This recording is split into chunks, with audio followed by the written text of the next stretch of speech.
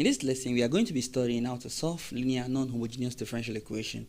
And a linear non-homogeneous differential equation is usually of the form y prime plus p of x y equals if some function r of x. This is the general form of a linear differential equation. What is the characteristics here? You notice there is no product of the function y and its derivative. We don't have anything like this in here. And we also notice that all of the derivative of y and the function y itself has the power of 1. We don't have y raised to power 2 or 3 or something like that. So but hadn't been r of x, if the function r of x here is equal to 0, this differential equation would have been homogeneous. So it would have been linear homogeneous. So then you would have had y prime plus p of y equals 0. And you notice you can easily separate this. So you have dy dx equals negative py. Remember, p is a function of x.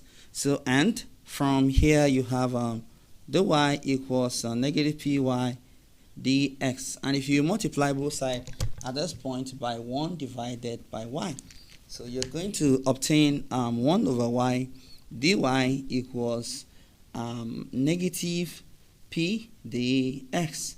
And from here you can integrate both sides and you obtain y is equal to negative, you have ln of y equals negative integral of p ds. And to solve this completely, you take the exponent of both sides and you obtain y equals e raised to negative integral of p dx. This would have been the solution for the linear homogeneous differential equation. But we have this trouble here. So we have some function r here. How would you solve this? Now, to solve this kind of problem, what you should do is let us rewrite this in a exact form. To rewrite this in a exact form, we're going to be having let's bring this here and this on this side. So we have p of x y minus r of x equals dy dx, and multiplying both sides by dx, we have py minus r dx. Excuse me, this should be negative because it's positive here. So ds equals negative dy, such that py minus r dx plus dy equals 0. So this is the form, the exact form. So, but definitely this is not exact, because if you test for exactness, you will find that the partial derivative of the function right here is not equal to the partial derivative of 1, which is what we have there. So at this point, we are going to need an integrating factor for this. In the previous lesson on this channel, I'm going to leave the link to that here, just in case if you have not seen that before. So we have studied that the integrating factor, let us call it let's call the integrating factor f of x. Okay, the integrating factor, the function of x that can serve help us to make this exact, is going to be e raised to integral of r dx, where the r we have there is 1 all over n and multiplied by a partial derivative of m with respect to y minus partial derivative of n with respect to x. So, and we need to obtain r here so that we can obtain this integrating factor. So what is this r here? So remember, in this case, m here is equal to py minus r. So what's the partial derivative of m with respect to y? So we have this, only this here as the function of y. So this is going to be p. This is a constant, minus 0, right? Which is p. And what's the partial derivative of n with respect to x? Remember, n here is 1, right? So n is equal to 1, which is what we have here. The partial derivative of that is going to be a constant. So r is going to be 1 over 1 because n is 1, and into p minus 0. So because the partial derivative of n with respect to x is 0, so and all of this is equal to p. So we can simply put this in here, and the integrating factor here is going to be the integrating factor f of x that will help here is going to be e raised to integral of p dx, because r is equal to p. So what we need to do now is we should put this here in the original differential equation. And when we do that, we have e raised to integral of p dx and multiply by everything there, y prime plus p y equals r. Let me put down e raised to integral of p dx first and multiplied by r. When we open this bracket right here, we have e to the integral of p dx y prime and plus e to the integral of p dx p y equals e to the integral of p dx r. So you will notice at this point, look at this component right here. You will notice that this is the total differential of some product function. So you will notice that there is some product function that is derivative have been taken here that yield this.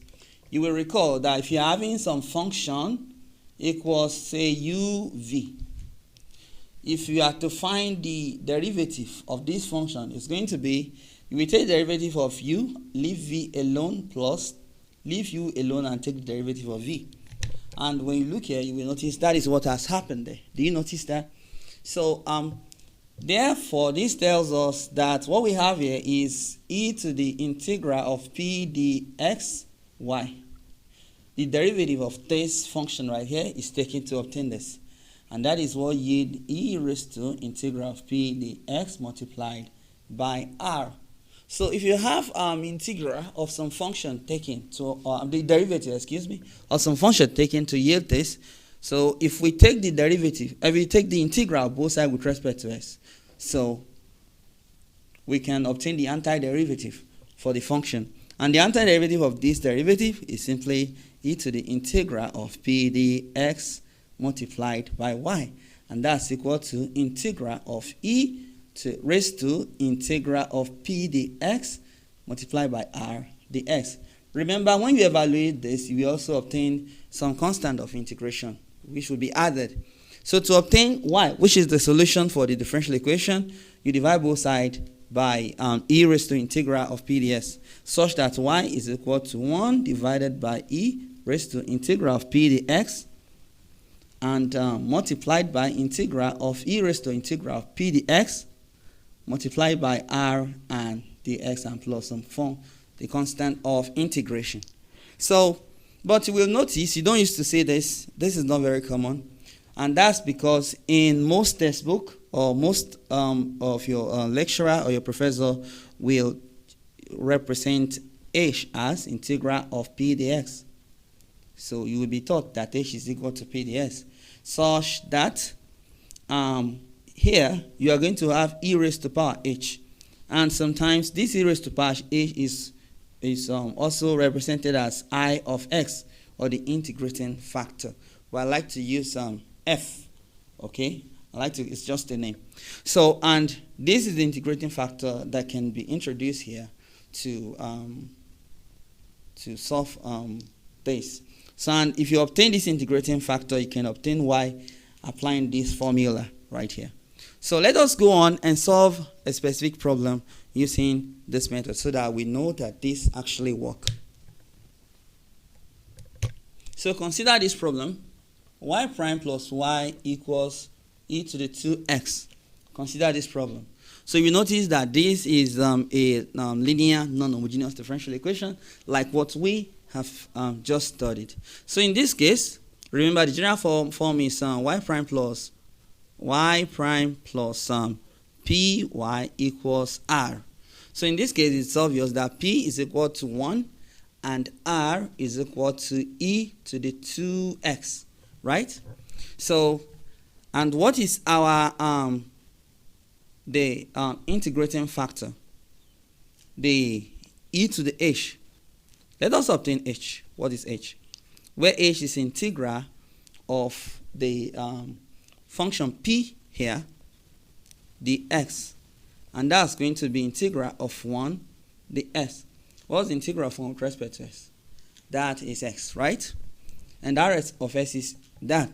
So therefore, the solution using the formula here, y is equal to 1 divided by e raised to power, this is h, e raised to power s, into bracket, the integral of e raised to power s, e raised to power h, and multiplied by r, where r is e raised to power 2x. I hope you can see that there. So dx n plus c. And this is going to be equal to e raised to power negative x into, this is integral of e raised to power, we're going to add this up. So e raised to power 3x dx n plus c. So this is e raised to power negative s.